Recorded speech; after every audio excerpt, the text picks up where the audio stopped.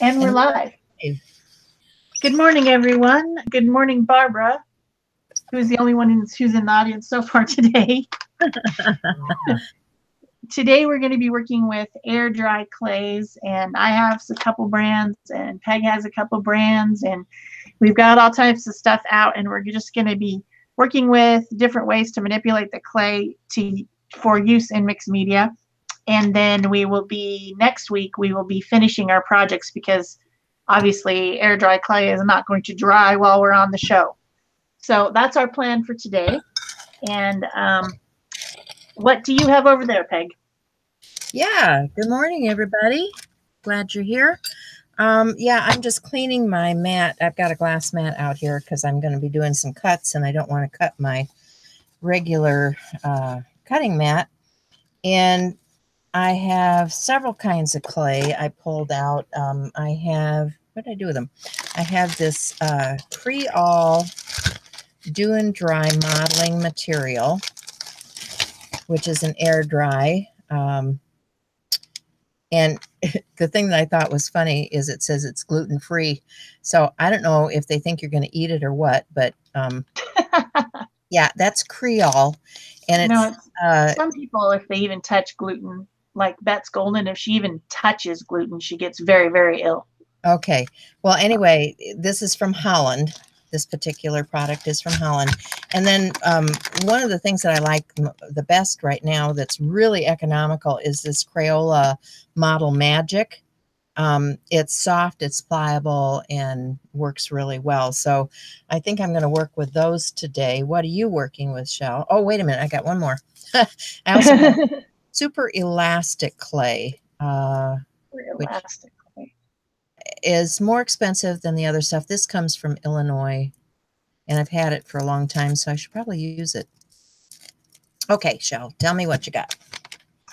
Well, what I have is two different ones. I have creative paper clay, which is something I've been using for years. And then it's made out of paper fiber. And I just want to show you guys how obsessive we have to be here in Arizona. This is how I store it. And I've had it for a while. You know that plastic that sticks to itself? The saran wrap that sticks to itself? Yep. I've got 2 sheets of that, and I've got the clay sandwiched in between and wrapped up very tightly.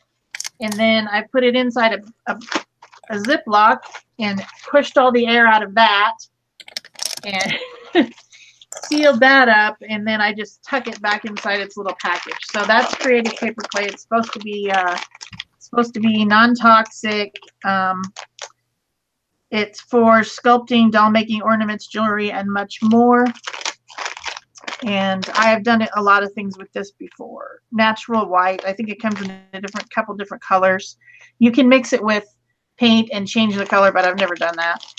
Then the other one is something I ordered off of Amazon because I wanted to try it because I saw someone else using it. It's called Macon's Clay. It's air dry polymer clay for arts, crafts, home decor, jewelry, mixed media, scrapbooking, and sculpting. It says it's non-toxic and environmentally safe. So I ordered a very small package of that. So those are the 2 that I have. And then what I did with the paper clay this morning, because even though it's stored so obsessively like that, it still needs to be rehydrated a little bit. It's kind of crumbly. So I spent about 5 minutes working it with my fingers and applying water, spritzing water, working it with my fingers and kind of getting it prepared. And then when the pieces I'm not using, I've got a wet baby wipe that I've spritzed and I'm just like wrapping it in that. So that's how crazy it is around here in Arizona, how you have to keep everything wet. Yeah, I can imagine. So my plans are to do some molding first. I've got some molds I've never used. And if you don't want to buy molds, there are still things around the house that you can use. Like all these little things are things that I've saved. And they're the bubble packaging from when you buy something. Like say you buy the cute little printed buttons for 99 cents. Then the little bubble pack makes great little discs. And I've actually made some of those before, and I just keep these in with my buttons. And then if I'm making like a what's that called? Assemblage piece. These are great little lifters.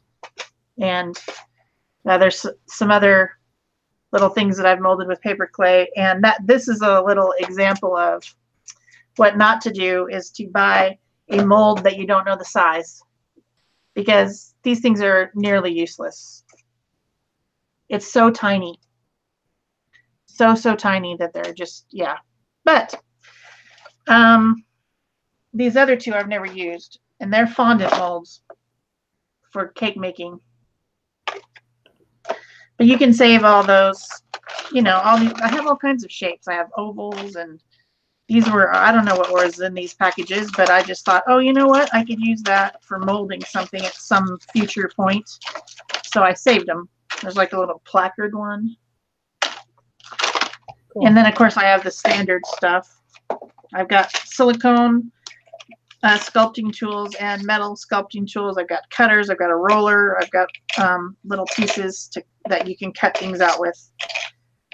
So I don't know. Let's get started with something. Okay.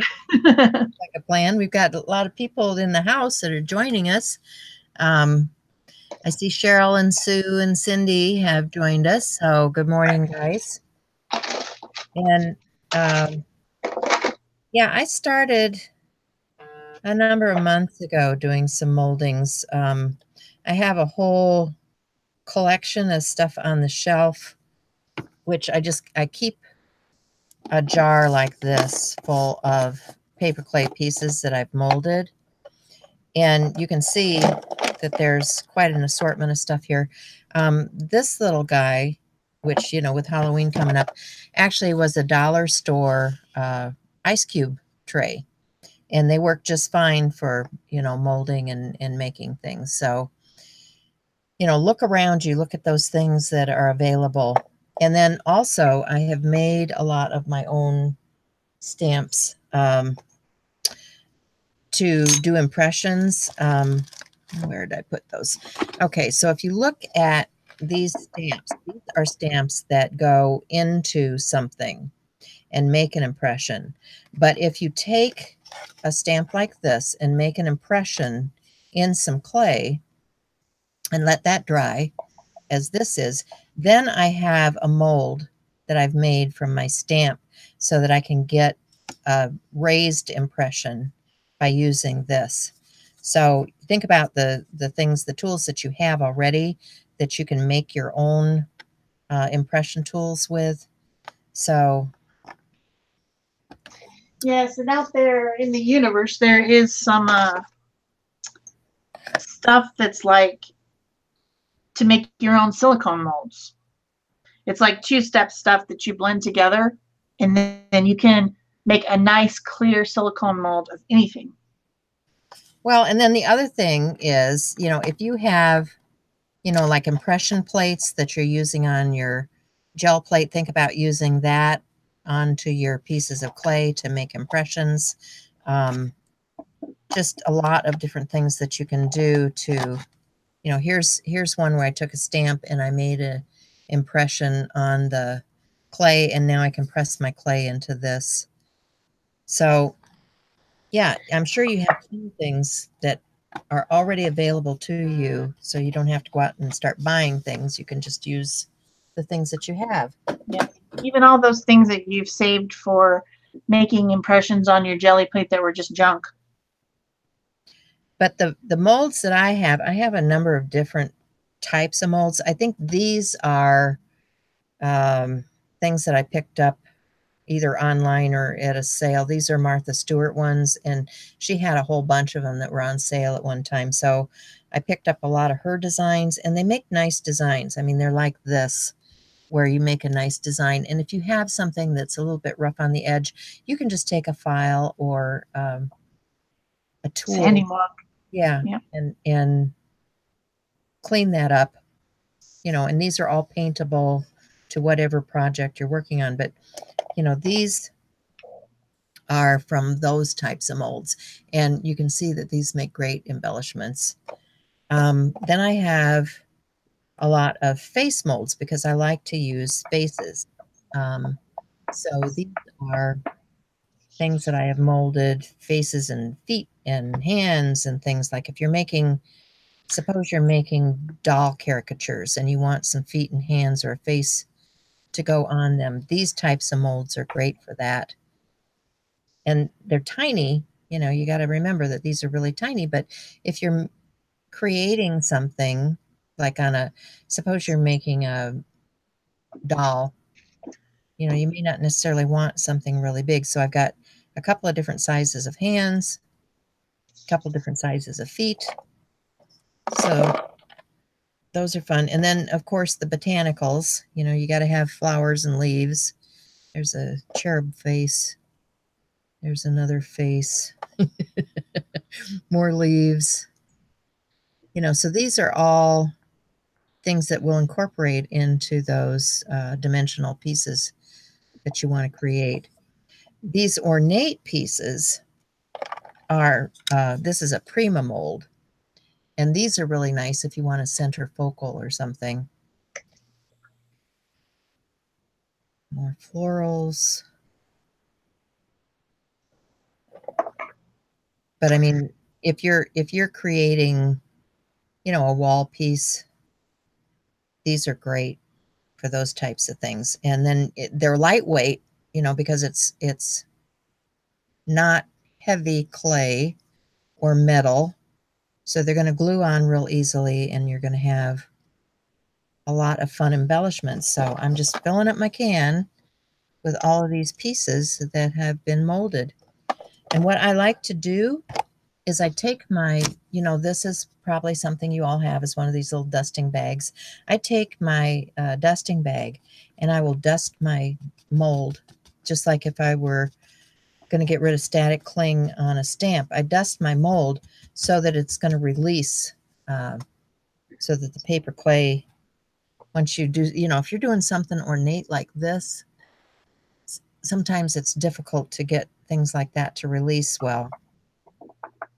So the dusting, I think, helps with some of that. Anyway, yeah, we have molds, we have stamps, we have all kinds of stuff because I've been collecting this stuff for years.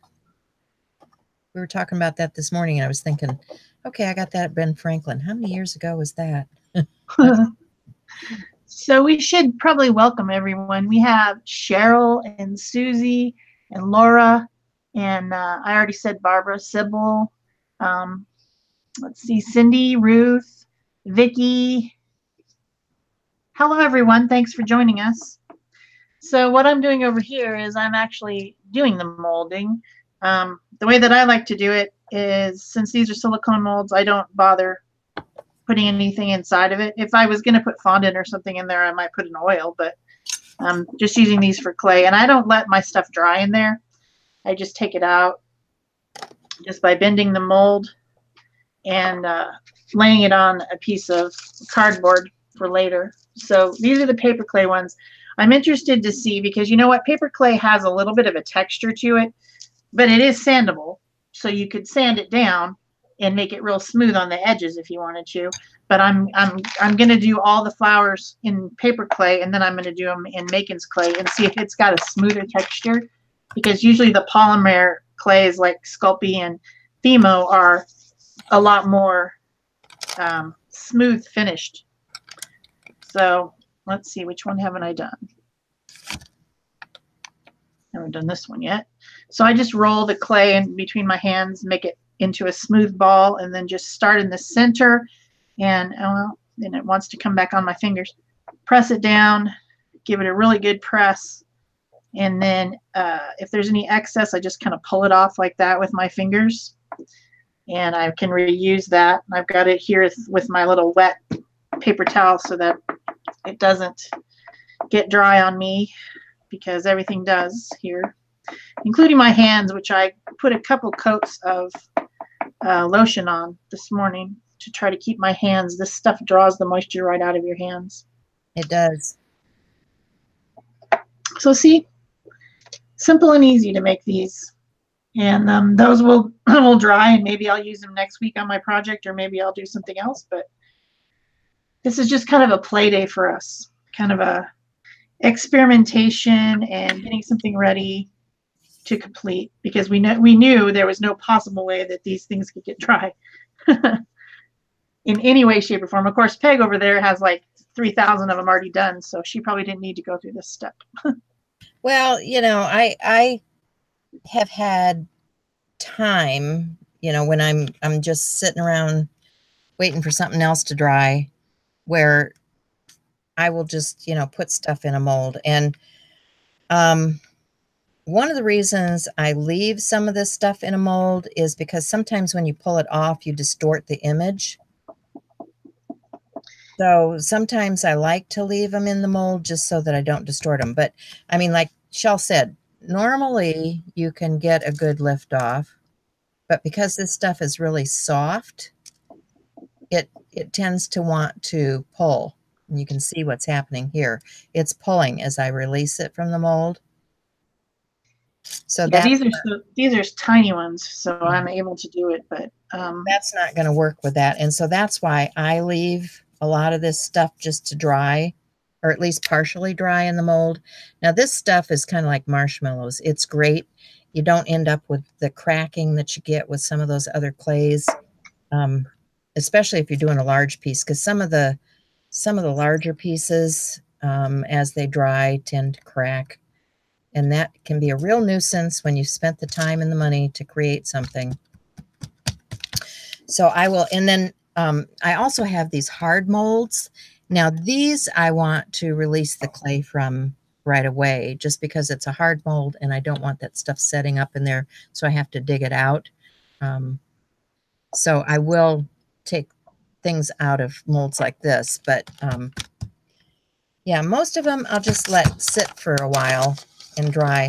But this stuff is like marshmallow, this Model Magic, and I think it's less than $4 a bag, and you can make quite a few things out of a bag. And because it accepts paint and all kinds of other mediums really easily, it's nice. But you can see how smooth that is when I roll a ball. It's just like marshmallow. I think I did that kid projects, for school and stuff with that stuff. Yeah. Building a 3D map or whatever, that type of stuff. Yeah. We've had that before. But you can see, here's a little medallion that I just molded with it. And it's really a nice little piece. And then, if you've got like here where it's overhanging a little bit, if you've got a knitting needle, you can take your knitting needle and roll it along the edge to smooth before it dries, if that's bothering you. Or you can take your clay tool, which is like a tissue blade, and you can slice things off of this just by using the tissue blade. So, I mean, those are things that I think are nice to have for tools when you're working with something like this. And of course, if you don't like what you got here, it's malleable, and I can come back and redo that. I can pick another design if I didn't like that design, because it's not dry yet.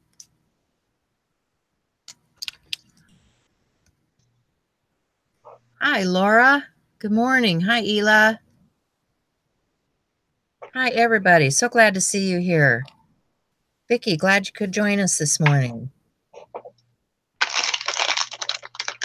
Yeah, so I don't know if you have any of you guys worked with any molding clay, air dry clay before.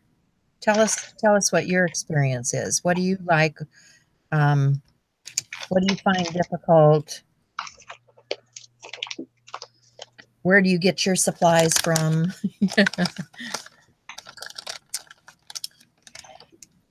I, of course, get most of my stuff either through sales. Like some of this stuff, some of these molds I bought at craft sales where other people were getting rid of things. Some of them I got on Etsy. Some of them I got from Amazon. I just look around. wherever they are. So this Macon's clay appears to be in an airtight thing, inside another airtight thing, inside a thing. So they're also being very careful about how they store this. Yeah. If you don't use it all up, you probably need to. How do I even get it out of this thing? Here we go. It's a very different consistency from the paper. It's like taffy, kind of. It feels like taffy. Yeah, some of those epoxy clays I don't like because it's like you got glue on your hand. Like this, Smells funny. this Ugh. piece was done with an epoxy clay, and as it dried, you can even see the glue coming out of the clay. I mean, these are hard. These are really hard, this epoxy clay stuff, but they take a lot longer to dry, and I'm just not sold on it. Not my favorite.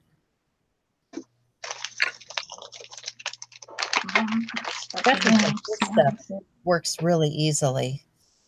Huh, this is kind of weird stuff. It definitely feels like taffy. Hi, Anne.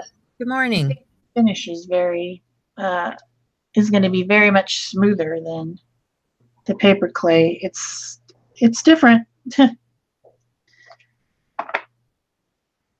you like it better, the feel of it better than paper clay, or are you just not sure yet? Well, you know, I'm used to paper clay, so I've been using paper clay for years.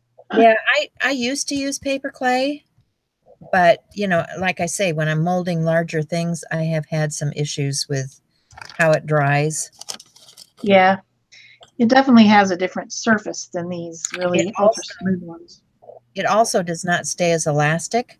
So, like sometimes when you've gone to all the trouble and you go to glue it down to something, I've busted them. Yeah. So it's more brittle. Yeah, it definitely is. I would agree with that. I wonder if this is sandable. This it should say on the packaging.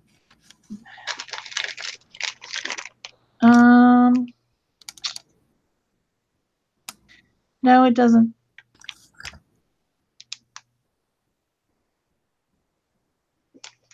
I'm just wondering if I need to make the edges smoother. If they're okay or what. Well, you're going to find out in a hurry, aren't you? I am. When they're dry, I'll be like, huh, guess I should have worked more on smoothing the edges on that one. Yeah. Can't sand it, so yeah, no. Well, I keep a small set of files. You know, you can just go to Harbor Freight or someplace like that and get a set of files. And yeah, I actually have a couple different sets from when I was doing jewelry making. So yeah, I have little metal files. Those to me are something that's inexpensive and that you can keep on hand for when you want to get into the little crevices, because you know, a lot of these things have irregular surfaces on the edge, and if you want to file, you want to get those little tips into those areas to do your filing. Definitely.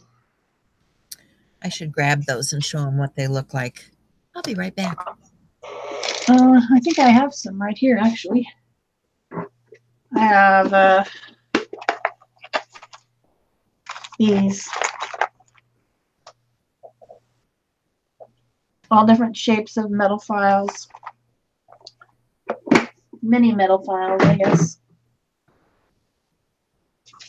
Yeah, that's what I'm talking about. Yep, and I just come with a handle even so that you can change them out. Mine have like little flat ends on the ends. Mine don't have wooden handles. Wooden handles would have been nice. Well, no, the flat end, when they come in a set like that, sometimes they'll sell a handle with it, and the flat end just slide into the handle. Oh, well, mine didn't come with that. Silly people. Just saying that there's some that you can get that have it. So then you've got a little something extra to hold on to, just then, other than that little pointy end. Another perk. That would I'm be home. nice. Huh. We're going to find out what this is like when it's dry next week, because it says on the package that it's flexible. And paper clay is definitely not flexible, as Peg was saying. So, Well, that's cool because then it'll wrap around stuff. I like flexible stuff. yeah. So when you're gluing it down, you've got options. Well, this stuff might be the bomb. I don't know. Yeah. Well, this stuff is definitely the bomb. I mean, I use it quite often. As you can see, that's why I've got this whole thing full of molded pieces. And it shapes really easily. You may notice what I'm doing here is I'm just slicing the excess off the top because I don't need that much in this particular piece. So I'm just taking the excess out before I push it back in and get it molded. And that's not going to hurt anything because I've still got a solid piece in there. I'll just show you what it looks like because it's still wet and it's going to be distorted when I pull it out. But you can see that I have just the right amount of clay for a nice piece there. So I'll just roll that back up because it's still very malleable. Push it back in and I will have a nice, when that dries, I'll have a nice little button style medallion.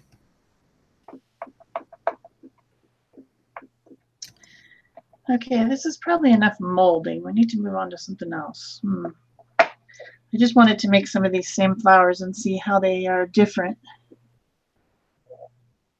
Well, I didn't make any of the leaves with this, but there's some pretty flowers on this one. I like this mold. And I'm pretty sure it's a fondant mold. Yeah. You know, for making pretty things for cakes. That's a thing. It's a very big thing right now, but Fondant. I was at a party on a Friday night, and it was a concert and party, and one of the people had made a big cake. It was a going away party and concert, and that's the first time I've ever tried a cake that was covered in fondant. Oh yeah. Not a fan. I scraped that fondant off and just ate the cake. I don't like fondant. It was so sweet. It was like I don't really like frosting. I rarely eat frosting on my cake, so I usually scrape it off. But we're getting a question because Marie is saying, well, what do you do with these? So with all these pieces? Yeah, if you had watched some of our other videos, I mean, we were doing the assemblages not too long ago, these dolls and things. And here's one of the pieces that I had molded for that, and it becomes a face for my little caricature doll. So, I mean, there's all kinds of things that you can make using these pieces. So I'm going to put all these little molded pieces aside. So you can see the difference in color. These are the paper clay, and these are the Makin's clay. I do think that this texture, it's probably hard to see on video, but the texture is smoother with the Makin's clay. The paper clay is a little bit more rough, but not that I really mind that. So that stuff's going to sit aside, and I'm going to start doing some other things. So one fun thing to do is to make jewelry with clay. Yeah. And if you have any of these little cutting tools, we can make a base. So I thought maybe I'd do some texturizing with a few bits here. I want to use up the whole little package of Makin's clay that I opened because the other one's still sealed inside there, and it'll be fine. But that's one that's open. It's just going to go kablammy. Kablammy? You know what it is. It will be dead by the next time I open the package. So I'm going to get another little piece of that out. I don't like the smell, but you know, I'm really, really sensitive to smells. Yeah. It smells yucky. I don't like it. But I guess I could get over that, probably. So I have a glass mat out, too, because I don't want to, you know, wreck anything. Right. So I'll start by just kind of pressing it down, and then I have a little rolling pin to roll it out. Hopefully smoothly. I don't know that I'm doing it very smoothly. I kind of wish I had some spacer bar things on this pin so that, you know, it would be exactly the right amount of space, because it seems like it's going weird on the edges. Yeah, what I used for that, I pulled some out earlier. I can find them. It's just a deck of playing cards. And I'll stack them up and tape them together. Oh, that's a good idea. Because then you've got the thickness that you want to roll to, and then all your pieces are rolled to the same thickness. The other thing I like to do, like if I'm making bead, is I will use things like these measuring spoons, and I can, you know, put my clay into that and take that out, and then do the other side the same way, and then blend the edges. And then you can add your pieces to the exterior of that. So it makes a hollow bead. So here I've got some more clay.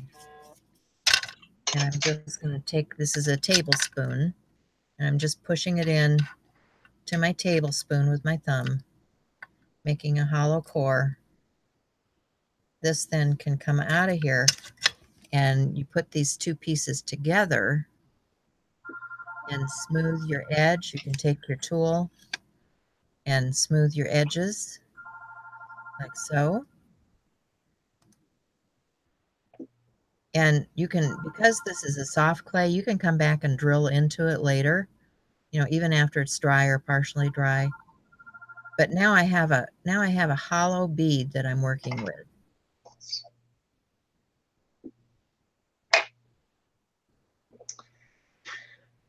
So with that Makin's clay that I just rolled out, I used a stamp, just like a plain rubber stamp, and I stamped it in there. I would prefer if I had a mold of this stamp. In fact, I love this stamp, and it would be great to make a mold of it. But it's any instead of outie, you know the difference. Yeah. And then I used one of these little cutters.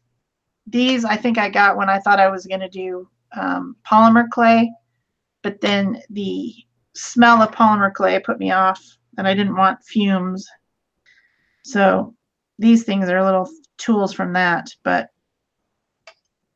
I'm going to make this into a pair of earrings if I can get it up off the table. I don't think I can. Just take your blade. It should come up. Get that. It's making them. I used a ball stylus to make a little hole in the top so that I could hang it. But and sometimes if you're planning on doing something flat like that, if you put a piece of paper underneath, and then you can just move the paper aside and let it dry, then you're not going to distort. Well, that's probably a good plan. I got it a little bit of distortion here, but I think it'll be okay. I'm just kind of reforming it a little bit. Yeah. This one got a lot of distortion. So that happens, you know, just roll it out again, do it again, you know. Yeah. It didn't come up, all of it didn't come up off the thing.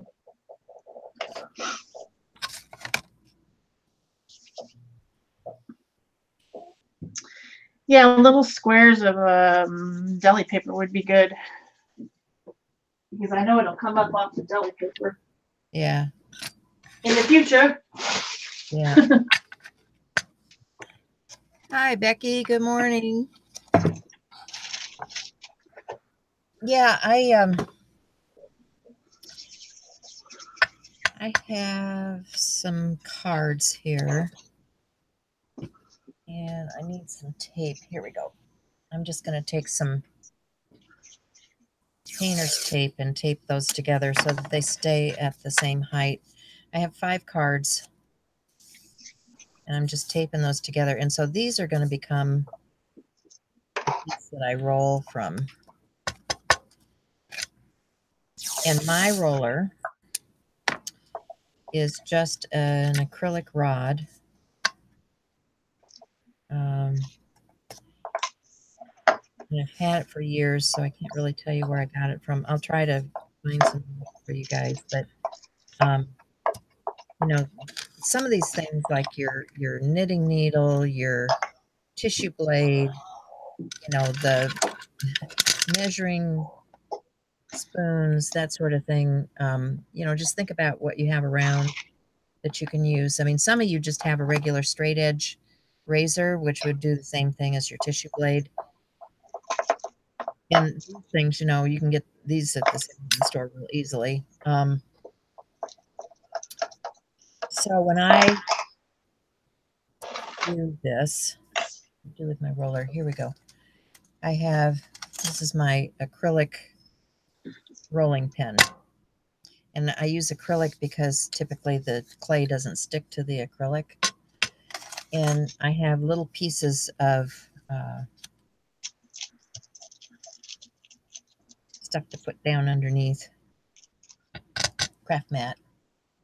Because if you're going to cut an image and move it aside, or, you know, because I've got all these small cutters. Now these small ones are made for clay. They have an ejector. It's got a little plunger to push the clay out of the tubing, because otherwise they'd get stuck inside of there. But, you know, all these little fun shapes that go on sale, I've just collected over the years. So I could take a ball. That worked a lot better. Take a ball of clay, and I can just roll that into the shape I want.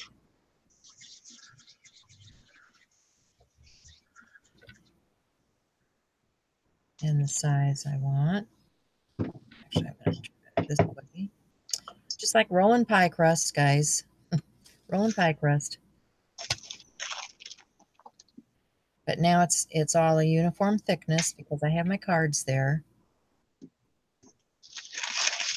And then I would stamp. I would take one of my stamps. And remember, these are the ones that stamp into the clay, and these are the ones that I have molded. So if I want it to come out, then I want to use one like this, and I can stamp my image right onto my clay just by pushing that in.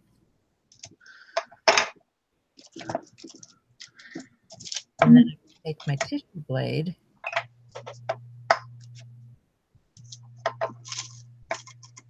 and I can cut this down to whatever shape and size I want, because these tissue blades bend. So I can come in here and I can do a curved top to this.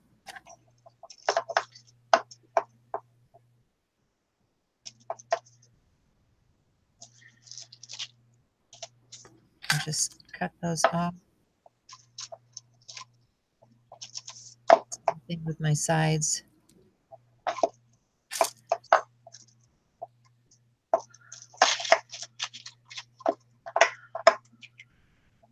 And then I've got a nice little piece, you know, if you wanted to use that on a jewelry piece or embellishment or something, you can take your knitting needle and just poke a hole through with that. Or if you have some of those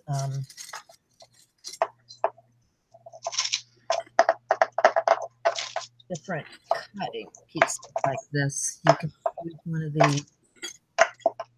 the round one here. Here's a round one. And I can cut my hole very cleanly. And you see it picks up this little piece. Now I could even take these little dot pieces. Remember the ball that I'm creating over here? I can take this little dot. I can take a bunch of these little dots and I can make a polka dot bead by applying all these little dots to my round bead.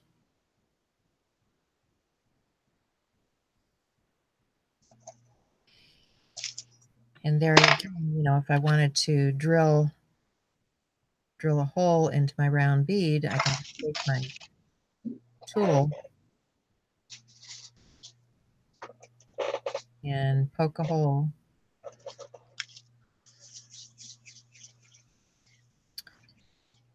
And now I've got, of course I'm misshaping it right now, but you know, now I've got this bead and then I can just go ahead and put my polka dots on, or I could, you know, add texture to the surface. Lots of things that you can do with that. What are you doing over there, Shell? Well, I finished making these, and interestingly, this stuff is like making oily spots on the deli paper. So something's coming out of it as it's, well, I need to change the camera. Come on, you silly camera. So I made 2 earrings and a pendant, and I figure I can attach, you know, one of these other pieces to them. And once it has color, it's going to be really cute. And, you know, some extra little beads around it. So I thought that would be fun. Then my next thing I was going to try, there's a little bit of gook on there. Won't come off. This is drying pretty darn quickly. This stuff almost feels nearly dry already. Mm. But I do live in Arizona. Yeah, mine does not dry as quickly as yours. Just saying. Yes. I was thinking, what if you got out your finlets? Mm-hmm. Your finlet dies. Would you be able to use them as cutters? That was my question. So I was just getting out some thinlet dies, and this piece that I have that I've been working with is getting dry, and I guess it's rehydratable according to the package. So I'm going to put a little water with it before I go ahead and, you know, roll it out. And it's very small. Yeah. I'm down to very small, but I was just wondering if I could make, and I don't have any cards to make a spacer for my thing. Got any chipboard? Oh, I'm too lazy. Okay.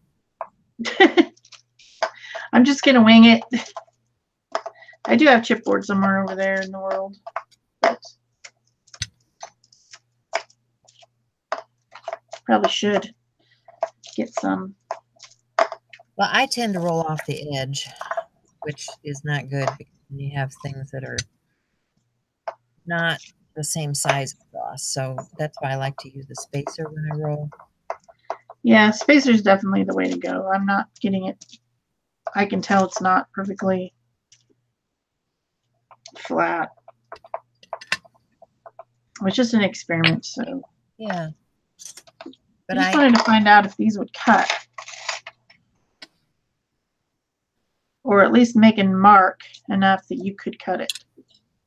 Yeah, well, I think, yeah, you can definitely cut it with a knife. Yeah, it makes a mark. It makes an impression. So then you could take an X-Acto blade and just cut around with your X-Acto blade and make the shape that way. Mm-hmm. That's which you could do anyway. I mean, you could make any freehand shape by using a blade, but I was just curious what would happen. Because like maybe you want a perfect circle and you don't have a cutter. Maybe your circle die would work as a circle, is what I was thinking. Then I thought, well, how about some of these other shape dies? That would be another way to use them, you know, because you bought the darn things. Yeah. Well, you could definitely cut a shape with your die and then just trace around it. If it doesn't make the impression. Did it make the impression? Oh, it definitely made the impression. I'm just cutting out of it with, cutting it out with a X-Acto blade real quick.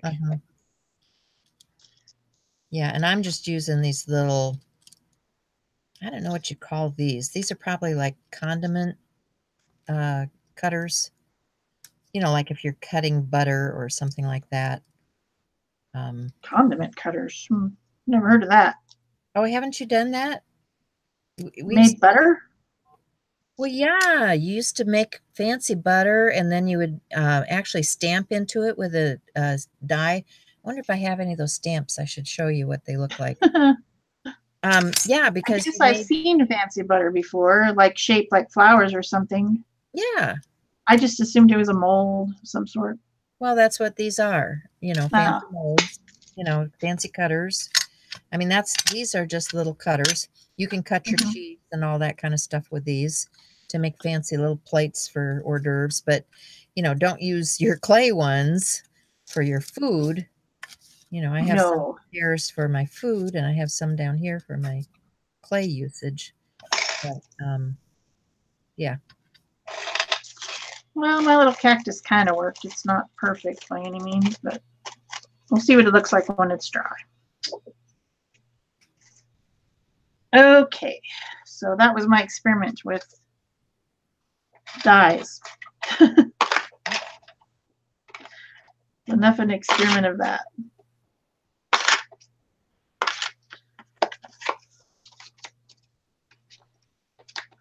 I'll have to look around. I know I have some of those butter stamps because we used to make fancy butters and stamp into them so that it had a, you know, a pretty presentation. You'd make your little butter pan, and you know, when you're having a fancy dinner and you're serving it on china, that's what you did. Well, I can completely understand that. That makes perfect sense to me. Hi, Jamie. Hi, Lindy. Hey, there's my girl. Jamie's blowing up the chat. Popsicle sticks or rulers.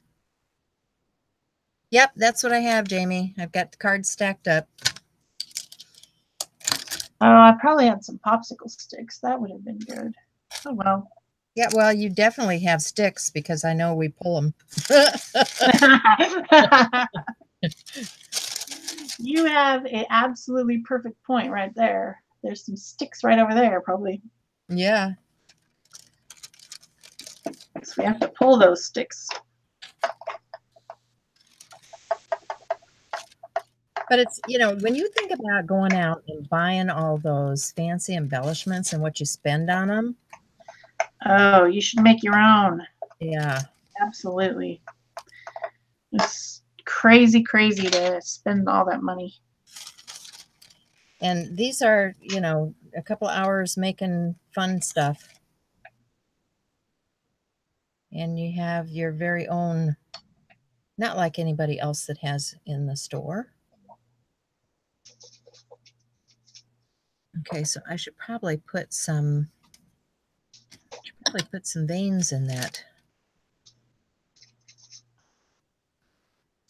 I'm making leaves, right? Should probably give it some veins.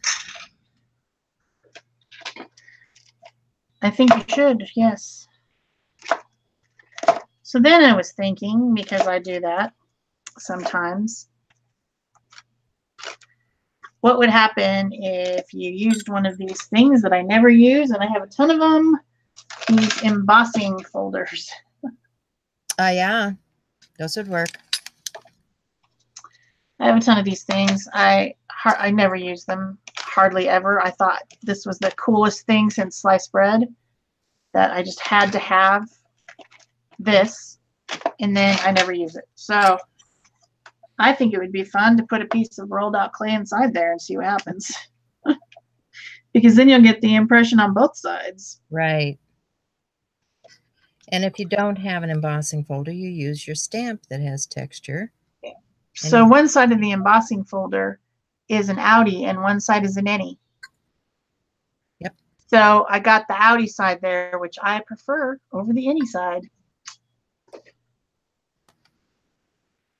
Now if I can just get it off the folder, that'd be great. So then I can just cut that into a shape, and I'll have a little texture piece of some sort for something at some time. Yeah.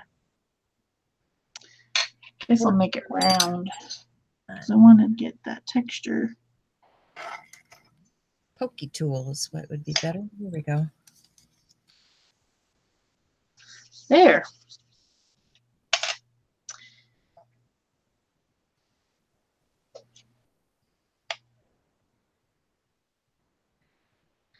All right. It's an outie and an innie on that side. Fun. So I'm going to move on away from all this stuff to something else. What you gonna do now? I'm going to sculpt directly on a piece of mixed media piece. There you go. So when we were doing metal, I made this one, and it was just a bunch of stuff glued on there on a wooden board. And then I also have a gesso wooden board. But I thought it would be kind of fun. These things are also very blocky, and you know what I'm saying. I thought it would be fun to sculpt something very organic over the top of it, and then have a second layer. So this is all one, you know, we got your flat, then you got your all one dimension stuff that's been glued on there, which I had intended to put the metal tape over it and never got to that. And it's been sitting here. So I think I'm going to sculpt over the top of it, and I'm trying to decide which kind of clay I should use. I think I'm going to go with paper clay to start out with. And I'm going to put this one back in here and try to keep it nice. But I do need to use it up today, for sure. Yeah. There's no way it's going to stay nice. I'll tell you that. Oh. Bye. There's no way. Glad you could stop in. Someone leaving? Chores. Yuck. All right. Jamie had a good suggestion. If you want to speed your drying pieces, you can put them in some rice, and it'll pull the water out. That's true. You can do that with your cell phone if you've dropped it in the toilet. Yeah. Don't ask me how I know that. Yeah, I don't think I want to know that. That's more information that I want to know. I'm afraid it works. Die, but may not ever come back. It totally works. Okay, so let's roll some snakes. All right. You always got to roll snakes when you're doing any type of clay stuff. Even if it's fondant. Even if you're making something with fondant. Those oil pots that we used to make when we were in grade school. You always had you can make that with you. You know? You could roll a snake. You could roll a carrot. I'm going to roll some snakes, I think. So I did want to show you guys one thing that I made. I forgot to get out.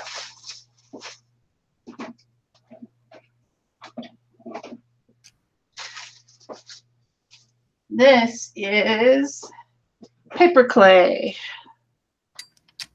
It's a journal cover.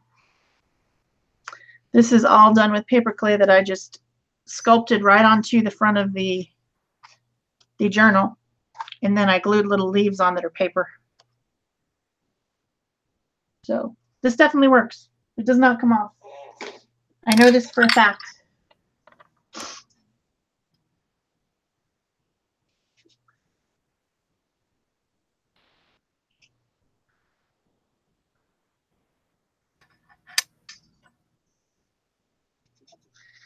No, I don't think cornstarch would attract the bugs if you use it as a mold release agent, Barbara. It's so minimal amount and it would absorb into the clay anyways. Yeah, and actually after the clay dries, you can just dust it off. Yeah. And you're going to paint or do something over the top anyway. So that would seal it. Yeah. Yeah. So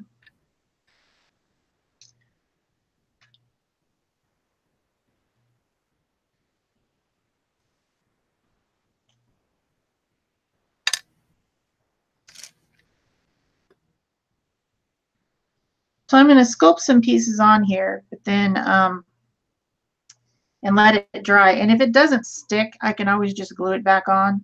I did gesso this, and perhaps that was a mistake.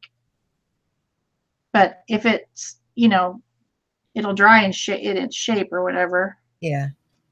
And then I can just glue it back on there if it's Well, I comes think back you're off. right. It probably won't stick permanently. You probably have to go back and do that, but that's not a problem. Yeah. A lot of times what I do is I take a picture of something before I remove the components, and then That's a good plan.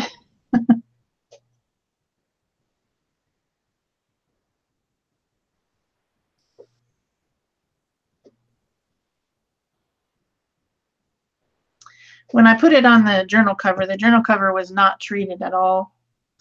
So the nature of the paper absorbing the paper clay worked fine, and I didn't end up having to re-glue it or anything like that. But since I gessoed this surface, it's probably not going to, the clay is not going to kind of like absorb into it as much as it would otherwise.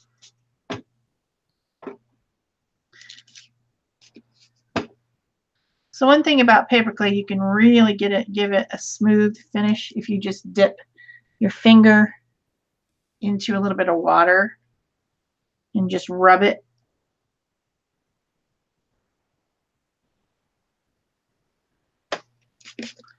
So I tend to work with a lot of water when I'm doing paper clay.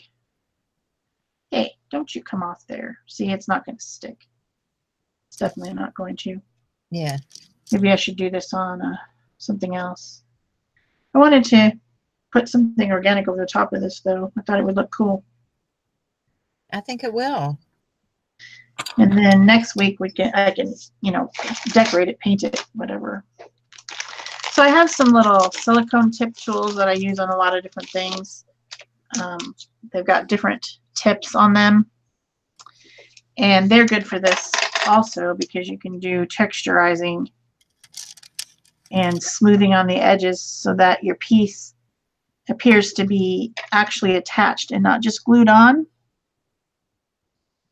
If you know what I mean. I'm obsessive about that. I don't like it when things look glued on. Well, and a lot of times, like I'm playing right now with this bead that I was forming earlier, and I am cutting out little polka dots.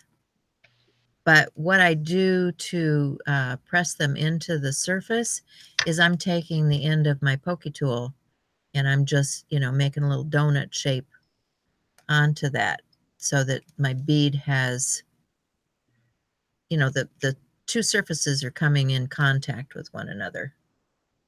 Yes. That's fussy stuff that just makes things better. If you spend the time to fuss about it a little bit, it looks better. Yeah. And all I did was I took my little tools and cut little circles.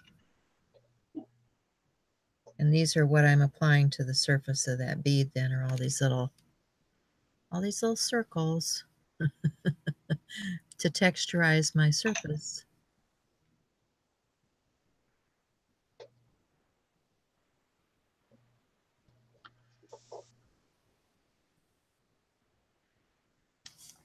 And yes, it might seem a little bit fussy, but in the long run, I think I'm going to like what this looks like, especially after you put several different colors of paint on there, or, you know, Mm-hmm. it'll get cute. Get cute.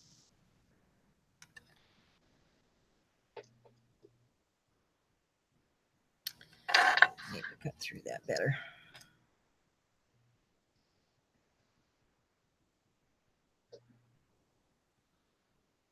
So mostly what I've been working with is that Model Magic.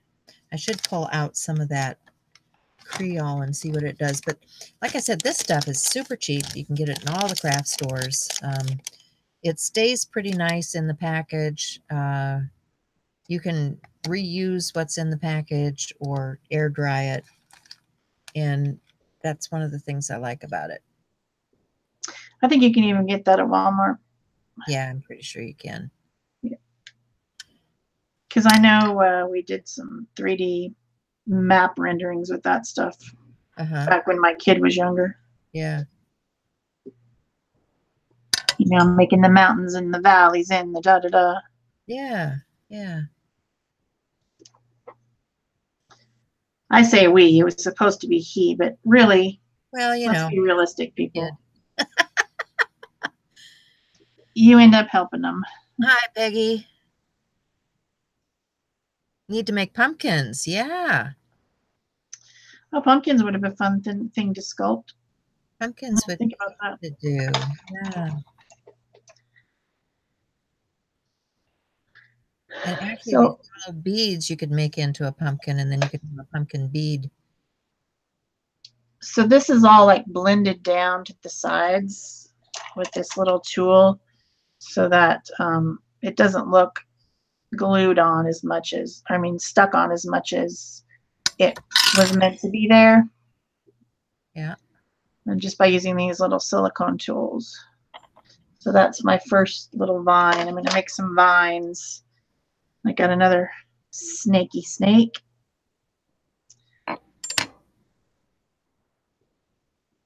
To come up this way.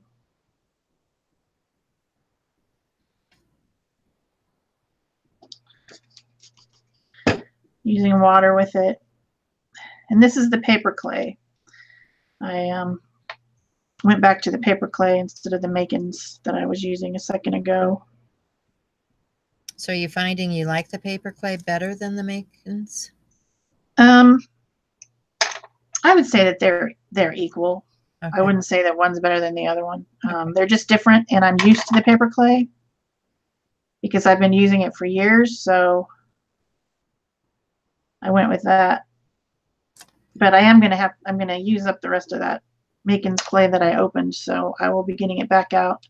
But I also have, see this ball of paper clay that's needing to be used up as well. So yeah. So let me see. What other things do I want to do? Okay. So I should sculpt a couple of these skulls. Remember I told you this was an ice cube tray that I got from the dollar store. skulls will be good for fall. Yep. So I'm just going to drop my ball in there. Make my little skull. See if I can get them out without distortion. That's the thing. Yep, that's always the tricky part.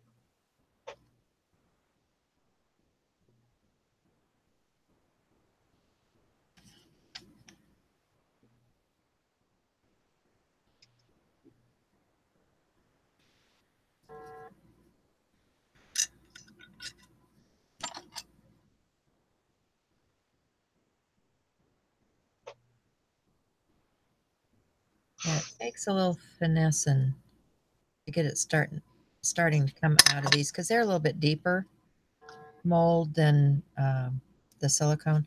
You can see how deep that is. You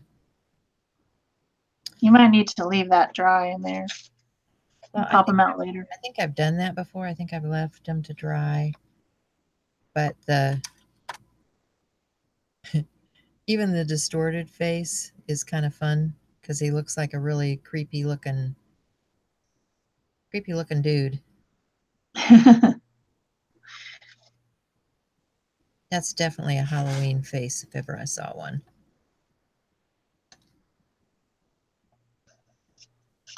Creeple. He's a creeple. Huh.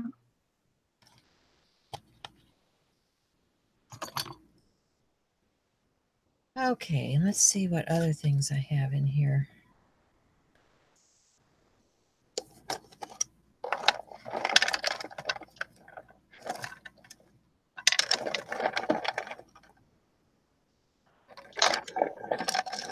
Yeah, and oh, that model stuff does come in other colors too. You notice I have some that are in black here. That's because that's what I was you can buy it in other colors. The Model Magic? Yeah, you can buy it in colors. So like if you wanted a flesh color base, say, you could buy it already done that way and then just add your coloration to the edges.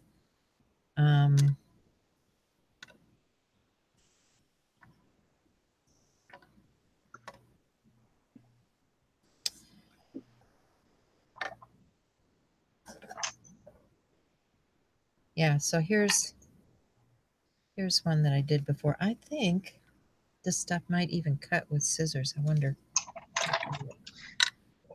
Oh, does it really? Yeah.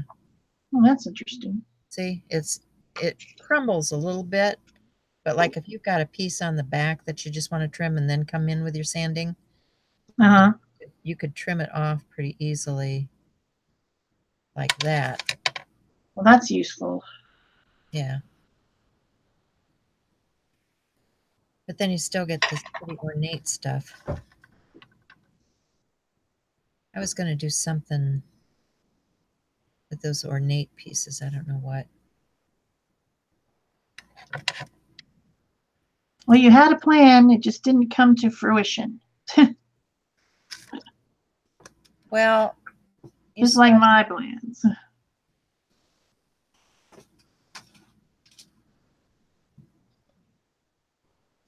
You know, these make fun little gifty type things too, you know, because you're making a dimensional piece. Somebody had sent me a bunch of these little miniature canvases. Oh, yeah. I have a ton of those. So, yeah, right? So yeah. Little miniature canvases, and you're gluing some of these, you know, look at that. Just almost fits perfectly on there. You know, then you've got an architectural piece on your canvas.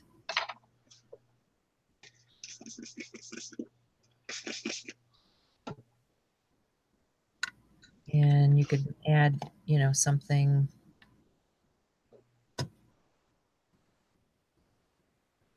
else to it. I mean, here's an ornate piece.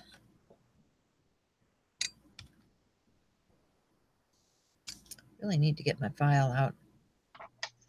See what I'm talking about? This little bit of stuff around the edge that needs cleaning up.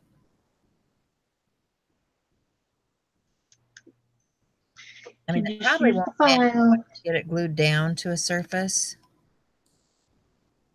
because if I take that piece and glue it down and then I'm putting some gesso or something over the top of it, you're not going to notice all of that. But I'm fussy, so I like to go back and clean some of that stuff up.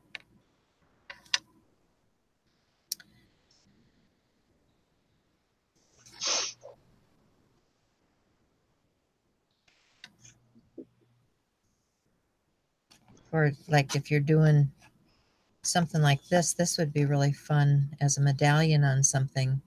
You know, if you're doing a larger piece and you're using these little pieces and you're just constructing, you know, and think about the layers of things that you can put behind here.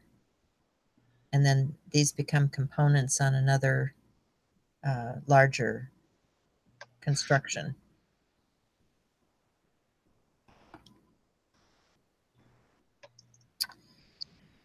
Here's another one of those little faces. We should make some larger constructions on here sometime. Well, I guess we've done assembly before on here, haven't we? Yeah, we have. We have. I don't know. We will take suggestions of what you guys want to see because it gets to the point where we're just like, what should we do next week? It's like that. Remember last fall we did those ones where we'd exchange those jelly prints. Remember that? We'd exchange. Oh, that was fun. Yeah. I think you actually got my finished piece out of that one. Yeah, and you got mine. We traded them. Yeah. No, I think you sold yours. I think you sold were it? able to sell that one. I didn't send it to you, huh? No. I got it. I got another one of yours. But you don't think it was the gel with shell one? No, I got the one with the flowers where you did the tissue. Remember doing that? Oh, I like that one. Oh, yeah, yeah. That's one of my most popular videos. That thing has a lot of views. Oh, yeah? Flowers are popular. Just saying, Yes. flowers are popular. Crazy popular.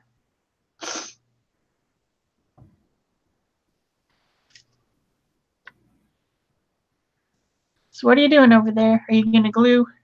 Oh, I'm just looking at my collection. Oh, butterflies. Butterflies. I thought you were going to put something on that mini canvas. No, I want to put layers underneath. I like this. I like this piece on here. Yeah. I think I want several layers underneath here before I glue that down. Well, I guess that's probably going to happen next week. Yeah. Yeah, we're going to be creating some stuff next week. So I'm just looking at what I've got done here and thinking about what I might create using what I have here. Because that's all part of the process too. Once you've created all this stuff, Yes. Then you have to put it together. then you don't just leave it sitting in the jar. You have to make something out of it. Oh, those are cute too. Little bitty flowers. Those would have been cute on a bead. Those little flowers. Oh, yeah. Or these little sun faces. Little bitty sun faces. I don't know if you guys can see that. More people have come in that we didn't welcome. Hi, Dana. Hi, Beck. Hi, Peggy. Cheryl was here and then she left. Now Dana says her kids' projects end up being her projects. I get that. Yes.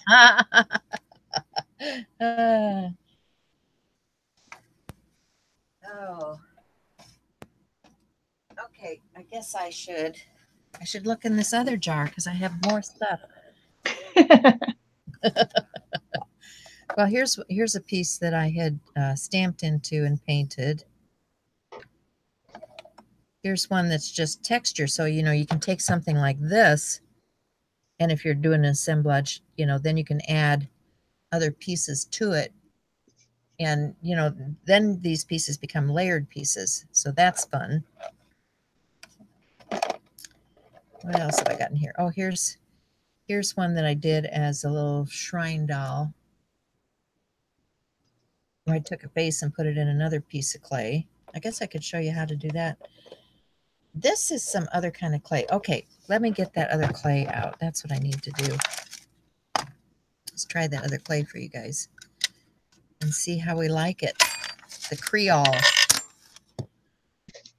Yes, we need to know about the Creole. The non-gluten. Do and dry, it says. Modeling material. But you have to be 6 years old and up to use it. I think we qualify. Okay, all right. Just saying, got to be 6 and up.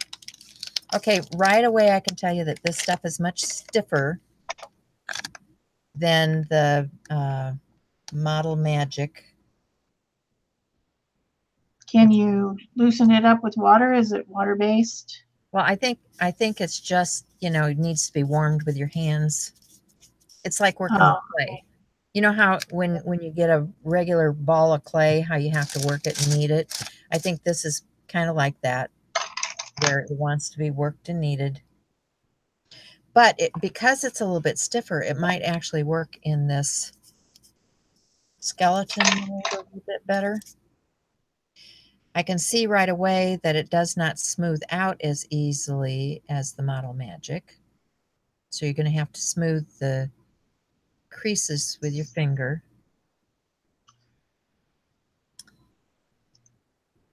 But if I put it into a mold, let's try it in here. We'll have the two different skeletons to compare.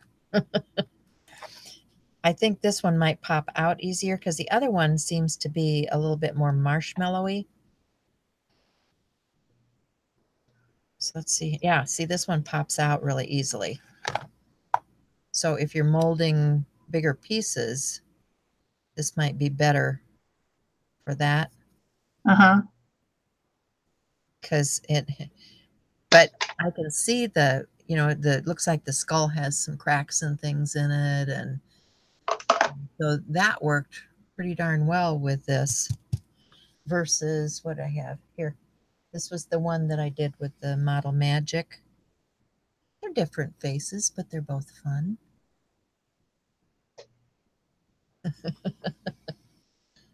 So we'll set those aside to dry. So I'm thinking maybe if I'm using the hard molds like these, this Mm-hmm. y'all might actually be better for the hard mold. Let me try some of this in here. I'm going to get some powder in there so it releases. Grab some of this.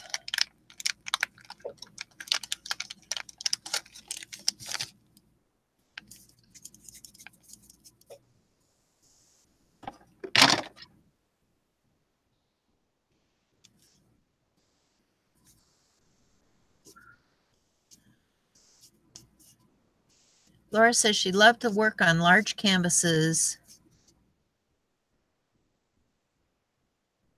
Yeah, I like to do all kinds of things, Laura.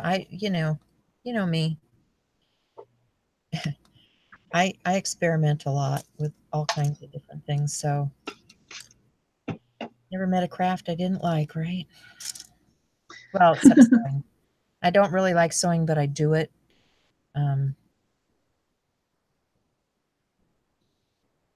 But I think that's from my childhood. You know, I do get the sewing machine out and I do use it, but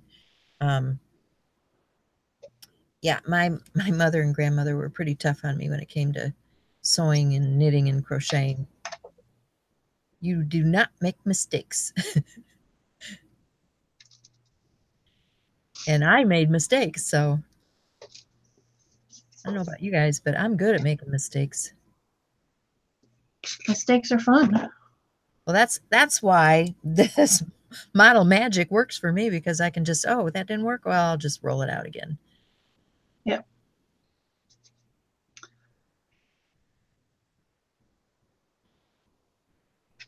All right, come on out of there. It's looking good, Shell. Thanks. I think it'll be fun.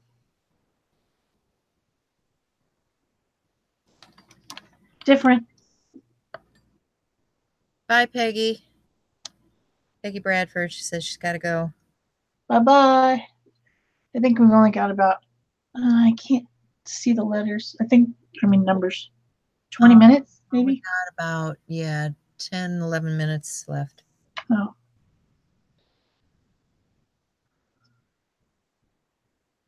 At least by my clock. All I have is my laptop, and it's far enough away that it's hard to see what it says. It's too tiny.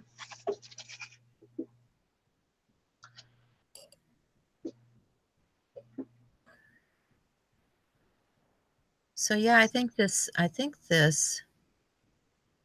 Creole does nice definition, line definition and such. Uh-huh. Because here's a face I just molded in this hard mold. And you can see the nice definition that comes out on that.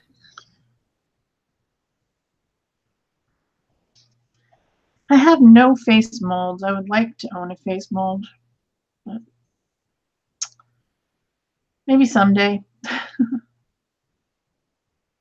You seem to have a lot of them.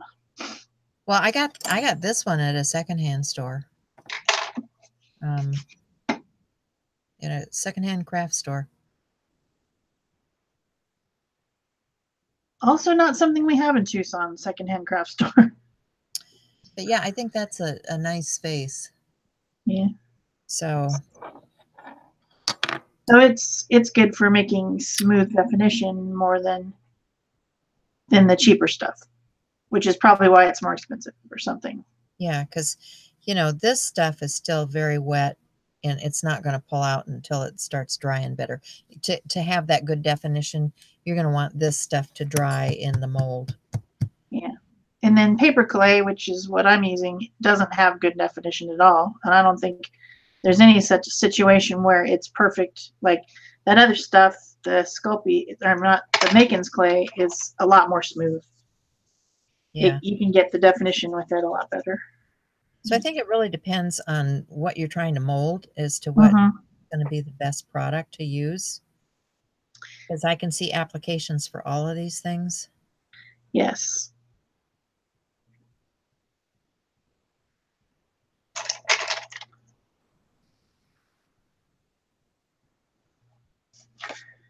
Definitely.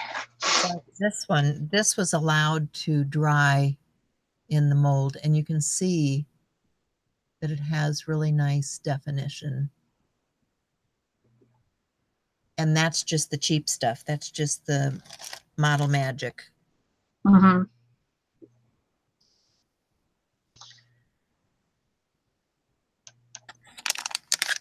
And of course, we didn't delve into like any issues of, that you might have. Like, is it good for scrapbooking? Is it acid free? Is it blah, blah, blah? Because I don't really care about that stuff in mixed media so much. It's all going to get sealed with another layer anyway. So right. And that's my take on it. I'm not going to be putting this stuff in a scrapbook because it's dimensional. Right. And scrapbooking is mostly flat. Mm-hmm. So I wouldn't be doing that anyway. And yeah, I wouldn't worry about those kinds of things because, like you say, you're going to seal it all in.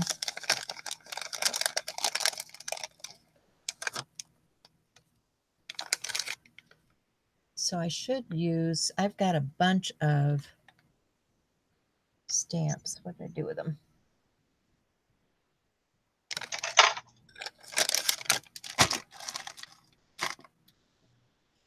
Oh, too many things out on my desk. What can I say?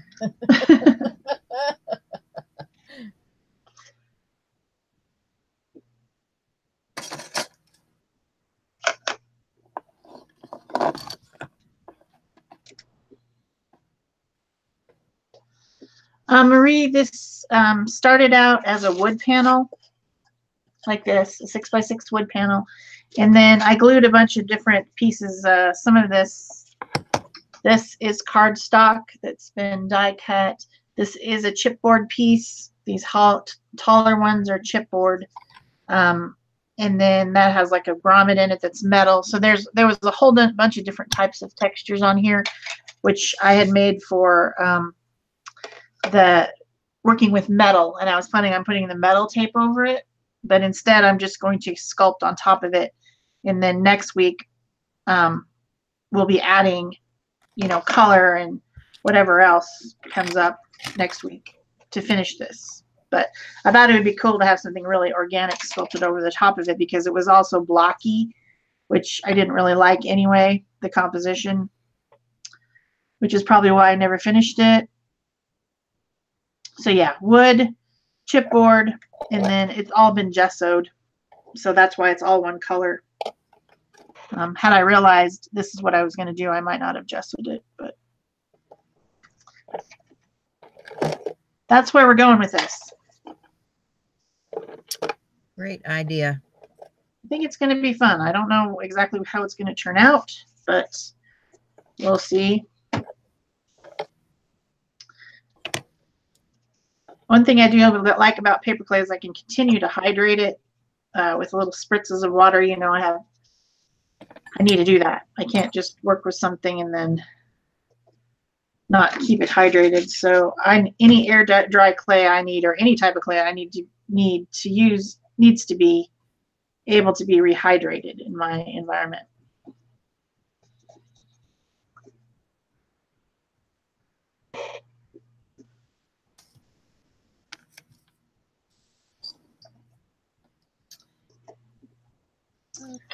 So I'm making more little snakes to make more little vines. I tried to sculpt this section right here so that it looked like it was wrapping around the key, like the vine had picked up the key and is holding on to it. Hopefully that's what it looks like. I don't know. All right, so you guys have any questions before we wrap things up today? Yeah, it looks like we're ready to go pretty soon. Yeah, pretty soon. I'm just texturizing some more stuff. I like to have these almost like organic pieces in my stash to build with, because you know I like to do 3D type of construction. So I'll take a piece of clay like this that I've rolled out and take something that I want to texturize it with. I mean, I've got a lot of stamps like this that have texture. These are actual texture plates that are made for clay. I have a bunch of deep impression stamps that are made for clay. So, you know, and you can see they're not mounted on anything. They're just made so that you can come in and make an impression on your clay. So if I want to take something organic like this leaf and press it into my clay, I can test it and I can see that that made a nice impression. And I can come back in with another image and add to that. Add more leaves over here.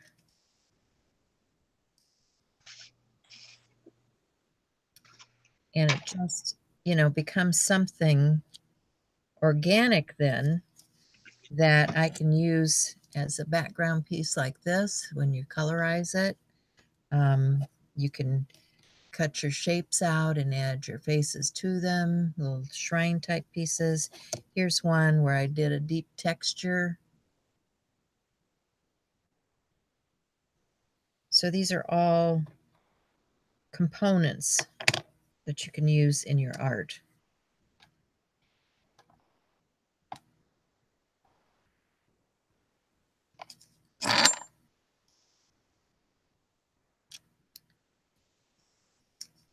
And so now this piece I can dry and I can use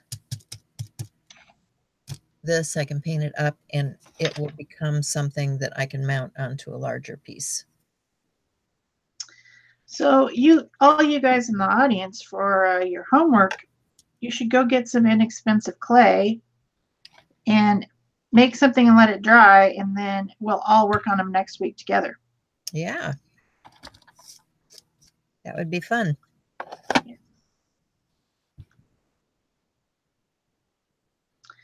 And then we'll make a hashtag and we'll share everything that we made using the hashtag so everyone in the audience can see what everyone else made. See, I'm assigning you homework. Marie's asking, did you answer her what's the base you're working on? Yeah, I answered already. Okay. Yeah. Mm-hmm. Guess I was spacing out then. Space cadet. I was. Ooh, there's an acorn. I need to get that out for something fall, don't I? That would be fall. There's a little bitty acorn. A mighty oak grows.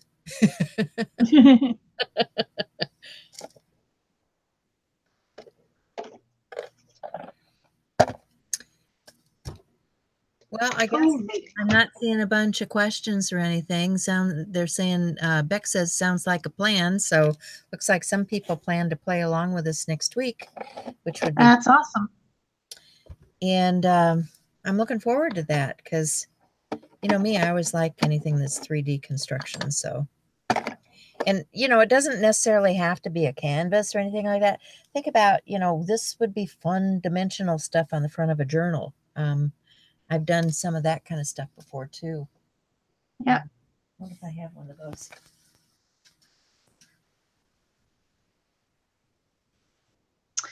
All right. Well, I think we're pretty much done with our show here because it's time, right? Yeah. We run out of time. It is time. So I want to thank everybody for having been with us today.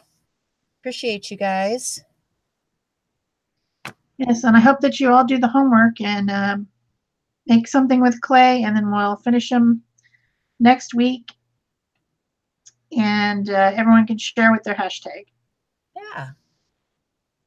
Sounds like a plan. And if you're watching on the recording, you can do that too.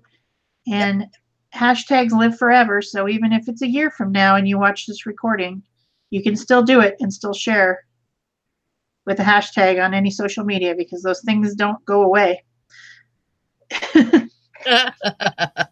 Ever. Them to, they don't go away. So probably avoid hashtag I'm in my underwear. If you can. All right. It's not going away. Thanks. Okay, well, this is as far as I got with my little vine that I'm putting on here. I had a few little bits more to it, and then I've got all these drawing things. Whoa, can I get them? Yeah. To work with next week, like maybe I can put some of these little flowers on or something. I don't know. We'll find out. Yep, we will. And then I'll need to do my little jewelry here, my little jewelry plan. And this was my one with the Thinlit die, which